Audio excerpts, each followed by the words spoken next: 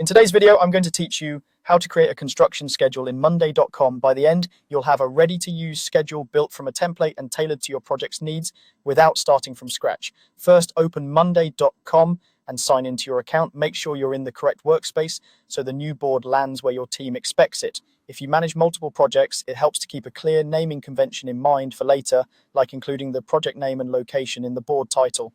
Next, look to the left side of the screen and click the plus icon.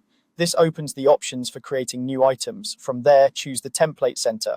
Templates are a great starting point because they come with columns, statuses, and example structure designed for common workflows, which saves you setup time and reduces errors. Inside the Template Center, use the search bar and type Construction Schedule. This filters the gallery to show the most relevant option. If you don't see it right away, make sure you're browsing all templates rather than a specific category. Select the construction schedule template to open its preview. Take a moment to scan the layout. You'll typically see sections for phases, tasks, and essential columns like owners, status, and timelines. This gives you a clear sense of how your project information will be organized before you add it to your account. When you're ready, click Use Template. You may be asked where to place the board and whether it should be private or shareable. Choose the location and visibility that match your team's workflow and data sensitivity.